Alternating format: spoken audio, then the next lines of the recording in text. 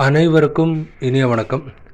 இன்றைக்கி வீட்டுக்கு இன்டீரியர் ஒர்க்கில் ப்ளைவுட் நிறைய பேர் பயன்படுத்துகிறாங்க. அது காரணம் என்னென்னா, அது நல்ல ரிச் லுக்கில் இருக்கும், நல்ல ஸ்ட்ரென்த்தாகவும் இருக்கும் அப்படின்றது தான்.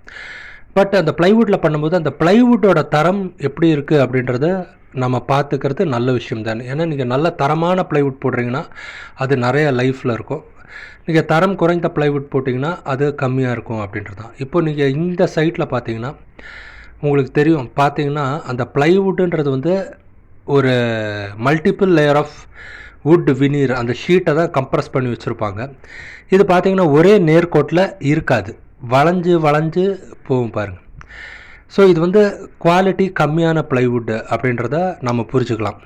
ஸோ இந்த மாதிரி ப்ளைவுட்டை பயன்படுத்தும் போது என்ன ஆகலாம் அப்படின்றனால, இது நல்லா கம்ப்ரஸ் ஆகாதனால எதிர்காலத்தில் ஈரம் படுது, இந்த ஈரக்காற்று படுது, அந்த மாதிரி விஷயம் நடக்கும்போது இது கொஞ்சம் சீக்கிரமாக உப்பிருச்சு அப்படின்னா அந்த ஸ்டெடியாக இருக்காது.